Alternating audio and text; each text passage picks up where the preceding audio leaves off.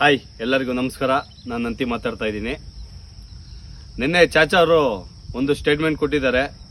D boss ಅಭಿಮಾನಿಗಳೆಲ್ಲರೂ ಬಂದು ಭೇಟಿ ಮಾಡಿ ನಾವಿದ್ದೀವಿ, ಏನು ಟೆನ್ಷನ್ ತಗೊಂಬೇಡಿ ಚಾಚಾ, ನಮ್ಗೆ ಎಷ್ಟು ಜನ ಅಭಿಮಾನಿ ಇದೀವೋ ಅಷ್ಟು ಜನ ಸೇರಿ ನಿಮ್ಗೇನಾರು ಒಂದು ನಾವು ಕೈಲಾದ ಸಪೋರ್ಟ್ ಮಾಡ್ತೀವಿ ಅಂತ ಹೇಳಿ ಈ ಥರ ಧೈರ್ಯ ತುಂಬಿಸಿದ್ದಾರೆ.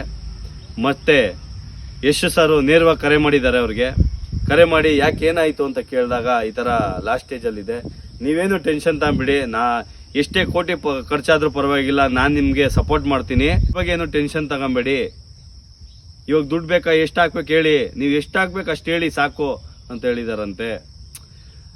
ಈ ಥರ ಮನಸ್ಸು ಯಾರ್ದು ಇರಲ್ಲ ಕಣ್ರಿ.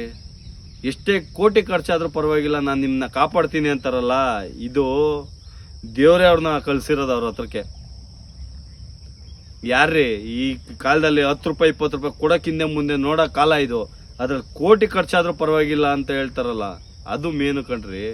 ಪ್ರಾಣಕ್ಕಿಂತ ಯಾವ ಕೋಟಿ ಮೇನಲ್ಲ ಅಂತ ಹೇಳಿ ನಮ್ಮ ಎಸ್ ಆರ್ ತೋರಿಸ್ಕೊಟ್ರು ಇವತ್ತು. ಸೂಪರ್ ಸರ್, ಇದೇ ಥರ ಒಳ್ಳೊಳ್ಳೆ ಕೆಲಸ ಮಾಡ್ತಾ ಇರಿ ಸರ್. ಯಾವ್ದಾದ್ರು ಕಷ್ಟ ಅನ್ನೋರಿಗೆ ಈ ಥರ ಸಪೋರ್ಟ್ ಮಾಡಿ ಸರ್. ಎಷ್ಟು ಸಾರು ಮಾತ್ರ ಅಲ್ಲ, ನಮ್ಮ ಶಿವರಾಜ್ ಕುಮಾರ್ ಸರ್ ಆಗಿರ್ಬೋದು, ನಮ್ಮ ಸುದೀಪ್ ಸರ್ ಆಗಿರ್ಬೋದು, ಪ್ರತಿಯೊಬ್ಬರೂ ಈ ಥರ ಸಪೋರ್ಟ್ ಮಾಡಿ. ನಮ್ಮ ಬಾಸ್ ಇವತ್ತು ಸಪೋರ್ಟ್ ಮಾಡೋ ಸ್ಥಿತಿಲಿಲ್ಲ, ನಿಮ್ಮೆಲ್ಲರಿಗೂ ಗೊತ್ತು. ಚಾಚಾನ ಉಳಿಸ್ಕೊಳ್ಳಿ, ಹೆಂಗಾರು ಮಾಡಿ ಚಾಚಾನ ಉಳಿಸ್ಕೊಳ್ಳಿ. ಅವರು KGF ಫಿಲಮ್ ಮಾಡಿರೋದು ಇಡೀ ವರ್ಲ್ಡಲ್ಲಿ ನೋಡಿದ್ದಾರೆ ಅವ್ರ ಫಿಲಮ್ಮು. ಯಾಕೆಂದರೆ ಇಂಥ ವ್ಯಕ್ತಿ ಅಂತ ಗುರ್ತಿಡಿತಾರೆ. ಗೂಗಲಲ್ಲಿ ಹೊಡೆದ್ರು ಕೂಡ ಅವ್ರ ಪೋಸ್ಟ್ರು ಬರ್ತೈತೆ ಅಂದರೆ ಸುಮ್ಮನೆ ಅಲ್ಲ ಕಣ್ರಿ. ಅದು KGF ಫಿಲಮಲ್ಲಿ ಸೆಲೆಕ್ಟ್ ಆಗಬೇಕು ಅಂದರೆ ಸಣ್ಣ ಪುಟ್ಟ ಮಾತಲ್ಲ ಅದು.